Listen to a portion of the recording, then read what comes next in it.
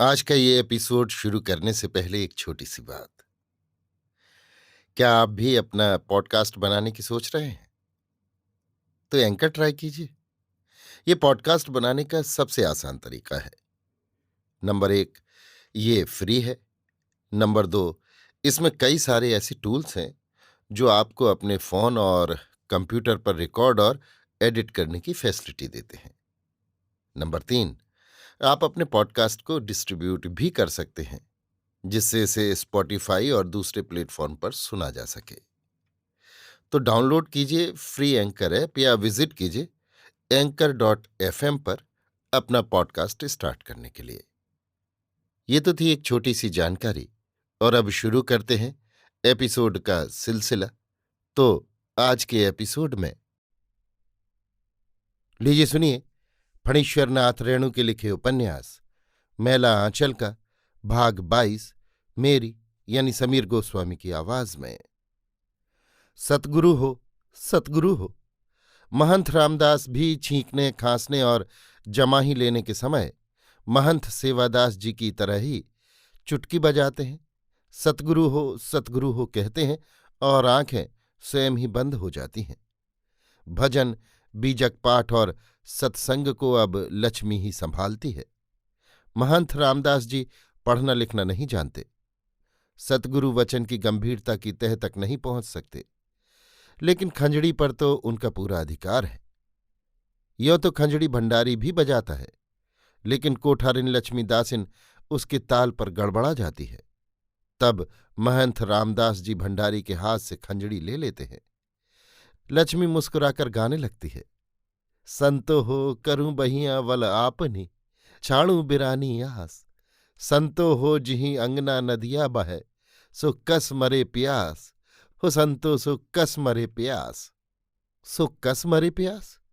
महंत रामदास के आंगन में नदी बह रही है और वो प्यास से मर रहे हैं। सतगुरु वचन में कहा है, जस खर चंदन लादे मारा, परमिल बास न जानू गमारा। परमिलवास महंत रामदास को नहीं लगती, सो बात नहीं।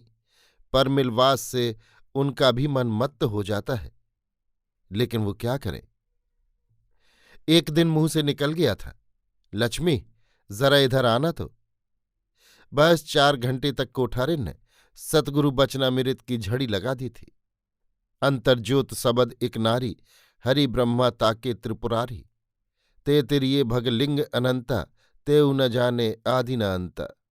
महंत साहब, आप अपने चित्त को मत विचलित कीजिए। ये आपके पूर्व जन्म का पुण्य है कि आपको महंती की गद्दी मिली है, नहीं तो आपके जैसे लोगों को भैंस चराने के सिवा और कोई काम भी नहीं मिल सकता। आप मेरे गुरु बेटा हैं, मैं आपकी गुरु माई। 1 डेढ़ महीने में ही महंत रामदास जी का कलेवर बदल गया है। लक्ष्मी बड़े जतन से सेवा करती है। दूध, मक्खन और ताजे फलों के सेवन से महंत साहब के श्यामल मुखमंडल पर भी लाली दौड़ गई है। पेट जरा बाहर की ओर निकल रहा है, और तन का ताप भी कभी कभी मन को बड़ा बेचैन कर देता है। लक्ष्मी सद्गुरु वचनामृत बरसाकर शांत करने की चेष्टा करती है। सतगुरु वचनामृत से भी बढ़कर तन के ताप को शीतल करती है कालीचरण की याद। कालीचरण रोज मठ पर एक बार थोड़ी देर के लिए ही जरूर आता है।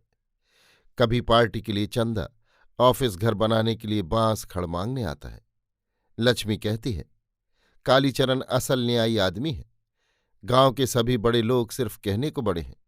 काली बाबू का स्वभाव जरा तीव्र है, लेकिन दुनिया के लोग अब इतने कुटिल हो गए हैं कि सीधे लोगों की यहां गुजर नहीं। फिर स्वभाव में जरा कड़ापन तो सुपुरुष का लक्षण है। महंत रामदास को पहले कालीचरण पर बड़ा संदेह था। जब वो मठ पर आता तो महंत साहब छिपकर लक्ष्मी और काली की बातें सुनते थे, बांस की टट्टी में छेद करके देखते थे। लेकिन कालीचरण हमेशा लक्ष्मी से 4 हाथ दूर ही हटकर खड़ा रहता था। उसकी बोली में भी माया की मिलावट नहीं रहती थी। लक्ष्मी से बातें करते समय कभी उसकी पलकें शर्मा कर झुकती नहीं थी। बहुत कम लोगों को ऐसा देखा है रामदास ने। कालीचरण को बस अपनी सुश्लित पार्टी से जरूरत है। लाल झंडा और सुश्लित पार्टी को वो औरत की तरह प्यार करता है। उस पर संदेह करना बेकार है। लेकिन बालदेव जी, वो तो आजकल आते ही नहीं। उनकी नज़र बड़ी मैली है। लक्ष्मी बालदेव जी को भूली नहीं है। कहती है, साधु स्वभाव के पुरुष हैं, किसी का चित्त दुखाना नहीं चाहते। बालदेव जी मठ पर नहीं आते हैं। कहते हैं, लक्ष्मी दासिन ने हिंसा बात करवाया है मठ पर नहीं जाएंगे। बहुत सीधे हैं बालदेव जी, सच्चे साधु हैं, उनसे क्षमा मांगना होगा। महंत रामदास जी सोच विचार कर देखते हैं। कालीचरण के डर से ही वो प्यासा है। कोई बात हुई कि लक्ष्मी उससे कह देगी, और उसके बाद चादर टीका के दिन कालीचरण और उसके गणों ने जो कांड किया था उसे भूलना मुश्किल है, और उन्हीं की बदौलत तो रामदास महंत बना है। माना कि कालीचरण के बल से उसे महंती मिली है, इसका ये अर्थ नहीं कि कालीचरण मठ के सभी मामलों में दखल देगा। इंसाफन महंती की गद्दी पर तो उसका अधिकार था ही। यदि कल कालीचरण कहे कि गद्दी पर तुम्हारा हक नहीं, तो क्या वो मान लेगा? महंत रामदास जी धीरे से उठते हैं, दबे पांव लक्ष्मी की कोठरी के पास जाते हैं। किवाड़ी खुली है? नहीं, बंद है।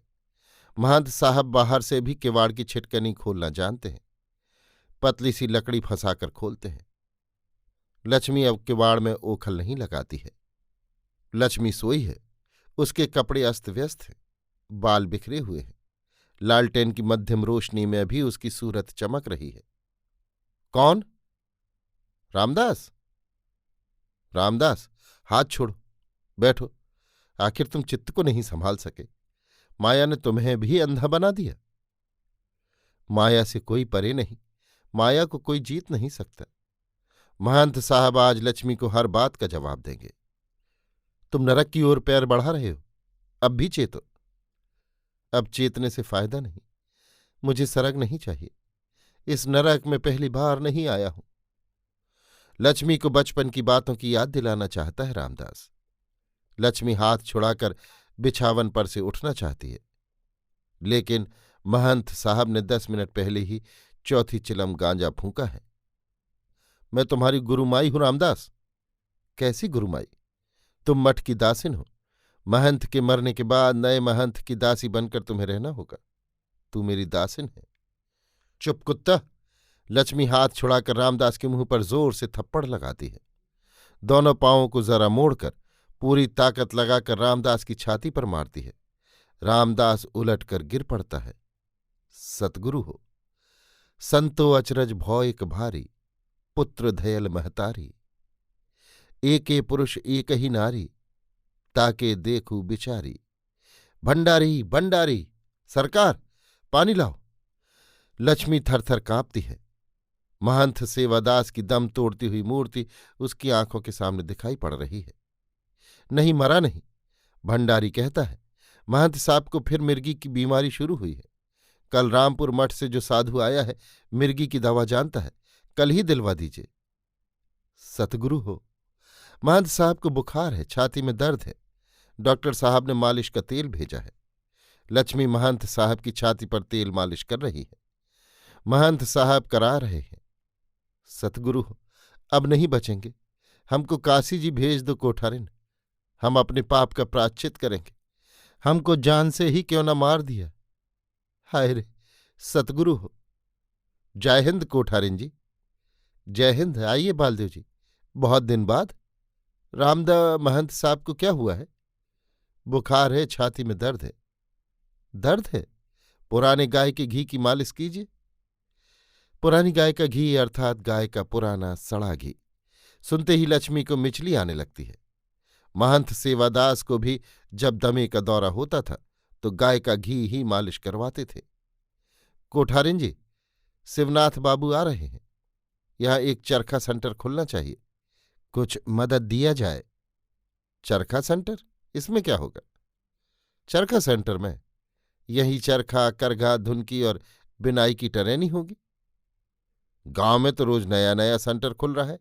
मलरिया सेंटर, काली टोपी सेंटर, लाल झंडा सेंटर, और अब ये चरखा सेंटर। हाँ, नए जमाने में रोज नई नई बात होगी। सुनते हैं आपने सोशलिस्ट पार्टी को काफी मदद दी है। लेकिन कोठारिन जी, गनी महात्मा का रास्ता ही सबसे पुराना और सही रास्ता है। नई नई पार्टी खुल रही है, मगर किसी का रास्ता ठीक नहीं। सब हिंसाबाद के रस्ते पर हैं। सद्गुरु, सतगुरु हो, कोठारिन, इसको जो चन्ना देना है देकर विदा करो। सतगुरु हो। महंत साहब दर्द से छटपटाते हैं। बालदेव जी की नजर बड़ी मैली है। 10 रुपए का एक नोट निकाल कर देते हुए लक्ष्मी कहती है, आजकल तो हाथ एकदम खाली है। आप तो आजकल इधर का रास्ता ही भूल गए हैं। हमसे जो अपराध हुआ है क्षमा कीजिए। नहीं कोठारिन जी, आजकल छुट्टी ही नहीं मिलती है कभी। कपड़े की पुर्जी बांटने का काम क्या मिला है, एक आफत में जान फंस गई है। कांग्रेस का भी कोई काम नहीं कर सकता हूं। उधर दूसरी पार्टी वालों को मौका मिल गया है। कालीचरण दिन रात खटता है। हमारे कांग्रेस के मेंबरों को भी सोशलिस्ट पार्टी का मेंबर बना लिया है। इसीलिए शिवनाथ बाबू को बुला रहे हैं। चरखा सेंटर खुलेगा। एक पुराना काजकर्ता बावन दास भी आ रहा है। पुराना तो नहीं है, मेरे ही साथ सुराजी में नाम लिखाया था। बावन दास बौना है, सिर्फ 1.5 हाथ ऊंचा। वैष्णव है, आएगा तो यहां ले आएंगे। जय हिंद, जय हिंद। बालदेव जी को फिर लक्ष्मी की देह की सुगंध लगी। कितनी मनोहर। लक्ष्मी देखती है, बालदेव जी आजकल बहुत दुबले हो गए हैं। बालदेव जी के दिल में जरा भी मैल नहीं। कितने सरल हैं। न जाने क्यों लक्ष्मी का जी आज बालदेव जी को देखकर इतना चंचल हो रहा है। बालदेव जी सच्चे साधु हैं। बिरह की ओदी लाकड़ी सपुचे और धुधुआए, दुख से तब ही बाँची हो जब सकलो जरी जाए। अभी आप सुन रहे थे फणीश्वरनाथ रेणु के लिखे उपन्यास मैला आंचल का भाग 22, मेरी यानी समीर गोस्वामी की आवाज में।